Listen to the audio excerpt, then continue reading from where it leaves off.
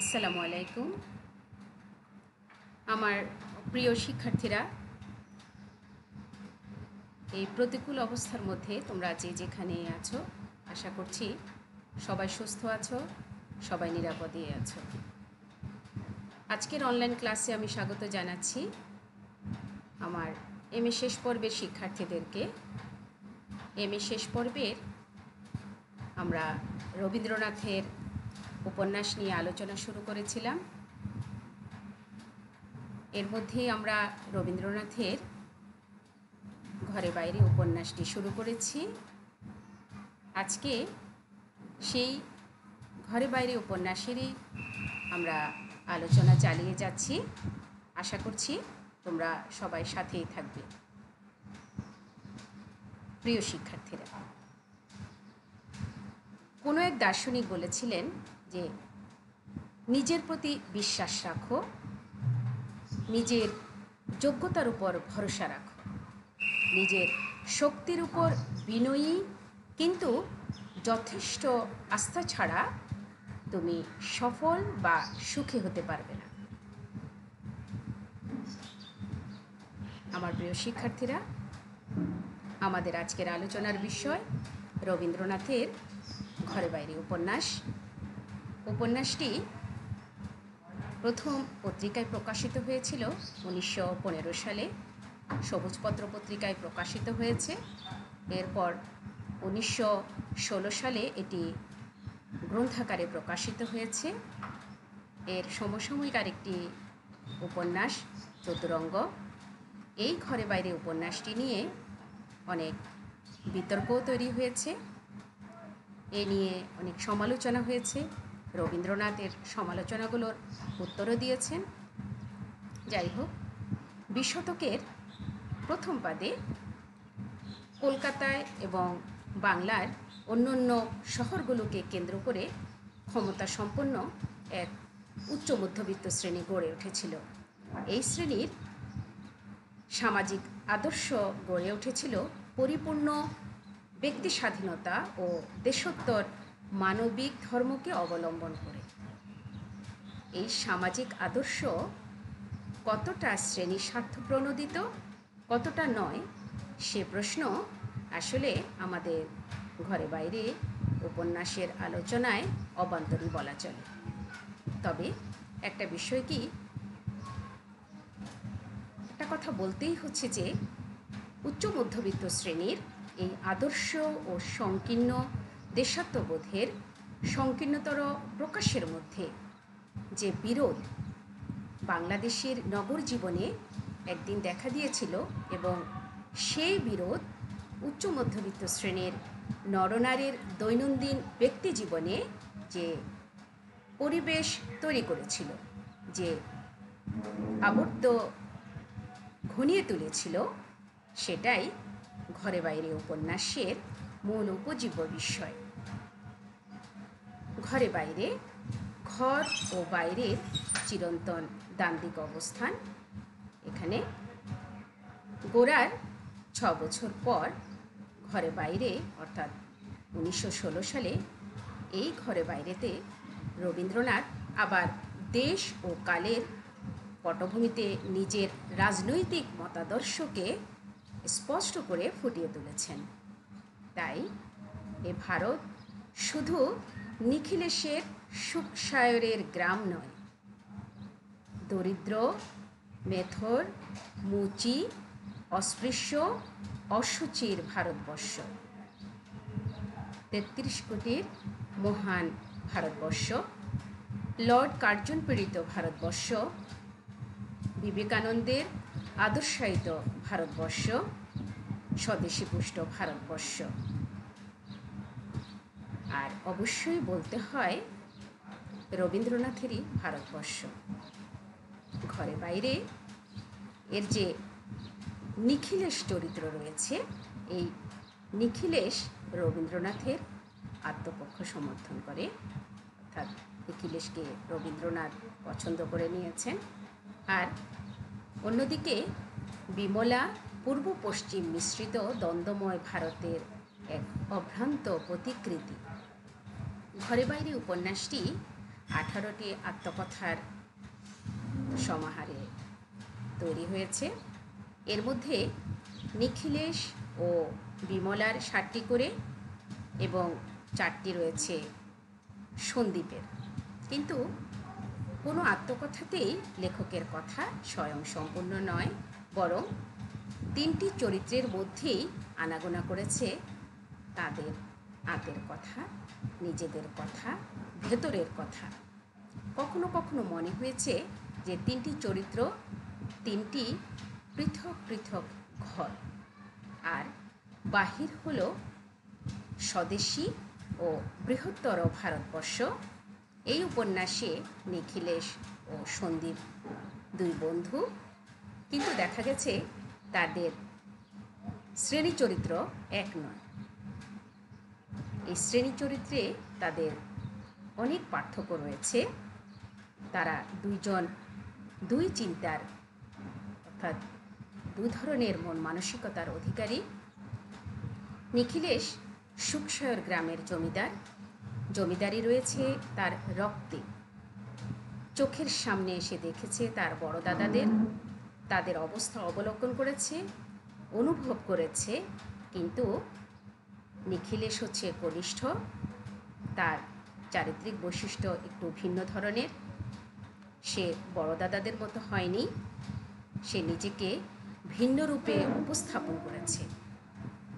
সে কলকাতা থেকে MA পাশ করেছে। আভিজাত্য তার রক্তে নয়, তার চিন্তা চেতনায়। সে ভিন্নধর্মী চিন্তা জগতের অধিকারী। তাই নিখিলেশের পশ্চিমী হাওয়া লেগেছে তার স্ত্রী বিমলার গায়ে। কিন্তু ঘরে থেকে বাইরের এই বদলকে আসলে সম্পূর্ণভাবে বুঝতে পারেনি নিখিলেশের স্ত্রী বিমলা। সে ঘর থেকে বাইরে চলে এসেছে, বাইরে বেরিয়েছে, আর দেখা গেছে সেখানেই ট্র্যাজেডি ঘনীভূত হয়েছে। কারণ নিখিলেশের মতো কোনো স্বশিক্ষিত পুরুষের সঙ্গে বিমলার দেখা হয়নি ঘরের বাইরে, বরং দেখা গেছে যে অনেক বাকপটু, সম্মোহ, লোভী এবং এক কথায় সুদর্শন সন্দীপের সাথে ঘনিষ্ঠতা তৈরি হয়েছে বিমলার। পতঙ্গের সঙ্গে আগুনের যে সম্পর্ক, আসলে আমরা দেখেছি বিমলার সঙ্গে সন্দীপেরও সেই ধরনের একটি সম্পর্ক তৈরি হয়েছে। স্বদেশীয় বর্মতে ঢাকা পড়লেও, তার শরীর ঢাকা থাকলেও, তার চিন্তা চেতনা স্বদেশীয় বর্মে ঢাকা থাকলেও আসলে সন্দীপ কিন্তু সেভাবে নিজেকে উপস্থাপন করেনি। নানান ভিন্নধর্মী চিন্তা চেতনা নিয়ে সে পাঠকের সামনে উপস্থিত হয়েছে। ঘরে বাইরে আসলে একটি রূপককেই প্রতিষ্ঠা করতে চেয়েছে, যেটা আমরা দেখেছি। কিন্তু রূপের প্রকাশ্যে তার প্রাণধর্মটি আসলে নষ্ট হয়নি। আত্মকথায় আত্মকথায় সে নিজেকে জারিত করেছে। তাই ঘরে বাইরে মানে ঘর আর বাহির হয়ে থাকেনি শুধু। মানুষের ব্যক্তিগত যে উদ্ভাস আর রাজনৈতিক সামাজিক পরিস্থিতিতে তার ভূমিকা, নারী পুরুষের চিরপরিচিত আকর্ষণ বিকর্ষণের তত্ত্ব, প্রাচ্য ও পাশ্চাত্য সভ্যতার দ্বন্দ্ব, রাজনৈতিক কার্যকলাপকে ধর্মের আবরণে, ধর্মের আফিমে মিশিয়ে দেয়া, এসবই ঘরে বাইরের পরতে পরতে মিশে গেছে। তবে এর মধ্যে 2টি বিষয়কে সরাসরি স্পষ্ট করে তুলে ধরা যায়। সে 2টি বিষয় কি? এর মধ্যে একটি হচ্ছে নিখিলেশ বিমলা, সন্দীপ বিমলা ও নিখিলেশ সন্দীপের ত্রৈমাত্রিক সম্পর্ক, আর অন্যটি হচ্ছে পরাধীন ভারতবর্ষের পটভূমিতে স্বদেশী আন্দোলনের প্রকৃত তাৎপর্য রবীন্দ্রনাথের পরিপ্রেক্ষিতে। অর্থাৎ স্বদেশীর মাদকতাকে রবীন্দ্রনাথ কিভাবে গ্রহণ করেছিলেন, কিভাবে আত্মস্থ করেছিলেন, সেটা এই উপন্যাসে ফুটে উঠেছে। ঘরে বাইরে উপন্যাসে স্বদেশী আন্দোলন সম্পর্কে রবীন্দ্রনাথের ভাবনা নিখিল, বিমলা ও সন্দীপের চরিত্রের মধ্যে দিয়ে ফুটে উঠেছে। ইতিপূর্বে যে আমরা গত ক্লাসে যে স্বদেশী আন্দোলনে একজন জাতীয়তাবাদী নেতা হিসেবে রবীন্দ্রনাথ কিভাবে নিজেকে উপস্থাপন করেছেন সে সম্পর্কে আমরা জানতে পেরেছি যে লর্ড কার্জনের নেতৃত্বে বাংলা যখন দ্বিখণ্ডিত হয়ে যায় তখন রবীন্দ্রনাথ ইংরেজদের শক্তির উপরে আস্থা হারিয়ে ফেলেছেন। তার পরিপ্রেক্ষিতে তিনি আন্দোলনে জড়িত হয়েছিলেন এবং যে 1919 সালে যে জালিয়ানওয়ালাবাগে হত্যাকাণ্ড হয়েছে তার সেখানে সেই পরিপ্রেক্ষিতে রবীন্দ্রনাথ নিজেকে তাকে যে ইংরেজরা নাইট উপাধি দিয়েছিল সেই উপাধিটিও তিনি ত্যাগ করেছিলেন, সে সম্পর্কে আমরা জানতে পেরেছিলাম। নিখিলের যে চরিত্র অর্থাৎ ঘরে বাইরে উপন্যাসে নিখিলেশের চরিত্রে স্বদেশী আন্দোলনের প্রতি রবীন্দ্রনাথের দৃষ্টিভঙ্গির ছায়া দেখতে পাওয়া যায়। উপন্যাসের নিখিলেশ একজন সদয়, একজন শিক্ষিত, একজন প্রগতিশীল জমিদার। তার গ্রামের নাম শোকসায়ের। যাই হোক, এই নিখিলেশের মধ্যে জাতিবিদ্বেষ বা ধর্মীয় গোঁড়ামির কোনো মন মানসিকতা আমরা দেখতে পাইনি, বরং আমরা তার মধ্যে দেশপ্রেমী লক্ষ্য করেছি। নিখিলেশের বন্ধু সন্দীপ, এই সন্দীপ ছিল স্বার্থপর এবং স্বদেশী আন্দোলনের পন্থা হিসেবে চরমপন্থার একজন উগ্র সমর্থক হিসেবে আমরা তাকে নির্ণয় করতে পেরেছি। জাতীয়তাবাদী সন্দীপের নীতিকে নিখিলেশ কখনো সমর্থন করতে পারেনি। নিখিলেশ ও সন্দীপের পরস্পর বিরোধী দৃষ্টিভঙ্গির মাঝে পড়ে যায় নিখিলেশের স্ত্রী বিমলা। আবেগতাড়িত জাতীয়তাবাদী রাজনীতির স্রোতের বিরুদ্ধে সাঁতার কাটতে গিয়ে নিখিলেশ ক্রমে সামগ্রিক পরিস্থিতি এমনকি তার স্ত্রী বিমলার কাছ থেকেও একসময় একাকী হয়ে পড়ে। বিমলা ক্রমে সন্দীপের ব্যক্তিত্বে আকৃষ্ট হতে থাকে। সন্দীপের বাকপটুতা, সন্দীপের ব্যক্তিত্ব, সন্দীপের চিন্তা চেতনার প্রতি বিমলা ধীরে ধীরে নিজেকে দেখা যাচ্ছে যে অন্য সন্দীপকে ভিন্নভাবে আবিষ্কার করতে পেরেছে। স্বদেশী আন্দোলনের নামে সন্দীপ যখন গ্রামের দরিদ্র এবং নিরীহ বাসিন্দাদের স্বদেশী দ্রব্য সামগ্রী কেনার জন্য বল প্রয়োগ শুরু করে তখন নিখিলেশ কিন্তু তাতে সায় দেয়নি। এই জিনিসটা আমরা যে স্বদেশী আন্দোলনের যে সময়, সেই সময়ে রবীন্দ্রনাথের চিন্তা চেতনার মধ্যেও আমরা এই জিনিসটা যে কাজ করেছে সেটাও আমরা লক্ষ্য করেছি। কেননা যে স্বদেশী জিনিসপত্রের মূল্য যেমন বিলেতি দ্রব্যের চেয়ে বেশি, তেমনি দ্রব্যের গুণগত মান যে বাইরের উৎপাদিত দ্রব্যের চেয়ে কম। আর বাংলার দরিদ্র ও নিম্নবর্ণের মানুষের কাছে বিলেতি দ্রব্যেরই বেশি প্রয়োজন ছিল, চাহিদা ছিল। যখন এই দরিদ্র ও নিম্নবর্ণের মানুষের উপর স্বদেশীর নাম করে জাতীয়তাবাদী নেতৃবৃন্দ বল প্রয়োগ শুরু করলেন তখন রবীন্দ্রনাথ ক্রমে আন্দোলনের প্রতি শ্রদ্ধা হারাতে থাকলেন। অর্থাৎ আমরা দেখেছি যে অহিংস অসহযোগ চিন্তা চেতনা থেকে স্বদেশী আন্দোলনের শুভ সূচনা হয়েছিল। রবীন্দ্রনাথ সে অহিংস এবং অসহযোগ মন মানসিকতাকে ধারণ করে, মনে লালন করে তিনি জাতীয়তাবাদী যে চিন্তা চেতনায় উদ্বুদ্ধ হয়ে সে আন্দোলনে যোগ দিয়েছিলেন। আর যখন দেখা যাচ্ছে ক্রমে এই আন্দোলন সহিংস হয়ে যাচ্ছে, সন্ত্রাসবাদী চিন্তা চেতনার দিকে সেটা ধাবিত হচ্ছে, যখন দেখা যাচ্ছে যে জাতীয়তাবাদী নেতারা অতিরিক্ত বল প্রয়োগ করছে মানুষের প্রতি, যে মানুষ যেন যে বিলেতি দ্রব্য বর্জন করে, যে স্বদেশী দ্রব্য ক্রয় করে, এ ধরনের বল প্রয়োগ করছে। ক্রমে আমরা দেখেছি যে রবীন্দ্রনাথ ধীরে ধীরে এই আন্দোলনের প্রতি তার নিজের যে একটা শ্রদ্ধা ছিল, বোধ ছিল, যে চিন্তা থেকে তিনি এই আন্দোলনের প্রতি নিজেকে সমর্পণ করেছিলেন, সেই আন্দোলন থেকে নিজেকে ক্রমশ তিনি দূরে সরিয়ে রাখতে তিনি সচেষ্ট হলেন। রবীন্দ্রনাথ 1908 সালে তার প্রকাশিত সদুপায় নামে একটি প্রবন্ধ লেখেন, প্রকাশ করেন। এই প্রবন্ধে একজন বাঙালি হিসেবে আত্মসমালোচনা করে উল্লেখ করলেন যে আমাদের দুর্ভাগ্যই হলো আমরা স্বাধীনতা চাইলেও আমরা অন্তর থেকে স্বাধীনতায় বিশ্বাস করি না।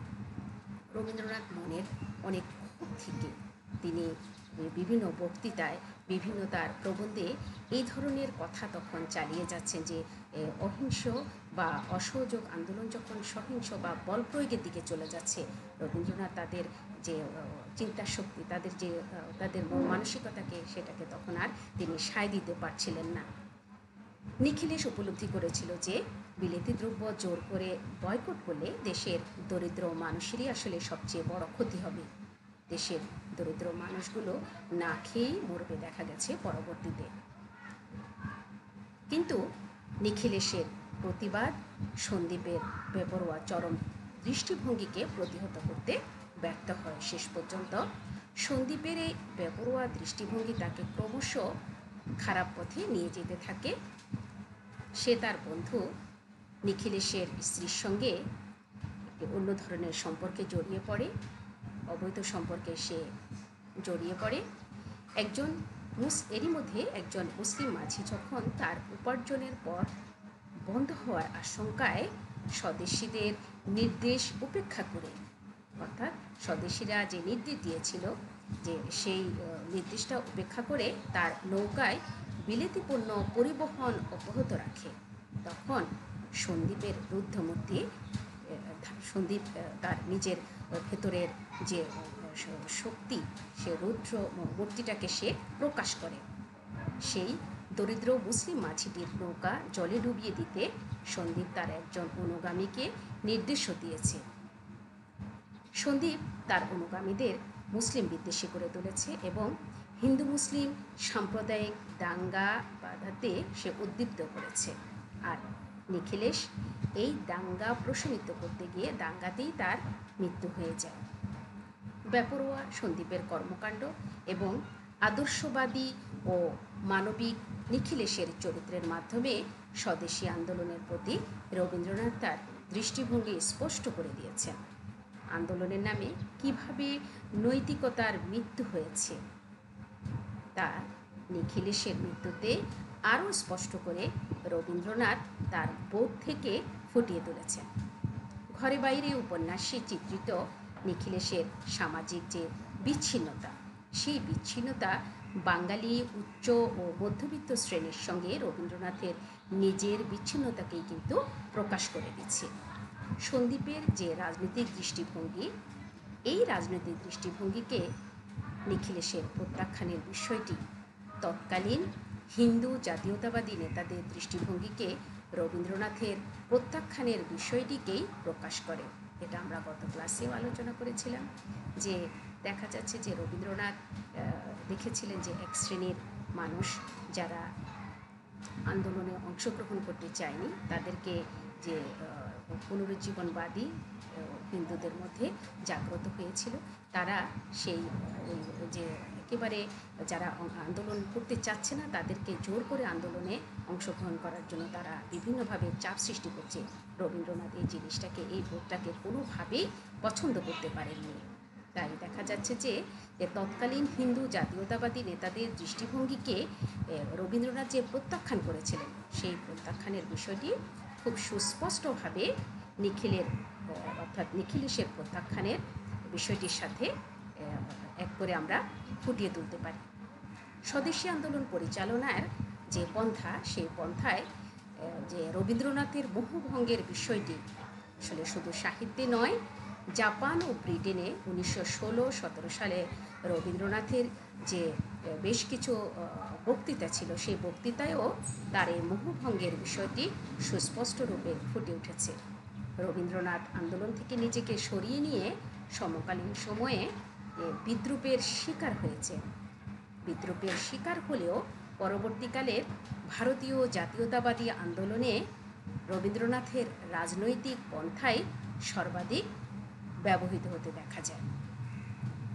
ভারতের জাতীয়তাবাদী আন্দোলনে স্বদেশী আন্দোলন উপলক্ষে রবীন্দ্রনাথের যে চিন্তিত অহিংস ও অসহযোগ পন্থা ছিল, সেই চিন্তিত অহিংস ও অসহযোগ পন্থাই 1920 ও 1930-এর দশকে জাতীয় কংগ্রেসের আন্দোলনের পন্থা হিসেবেই গৃহীত হয়।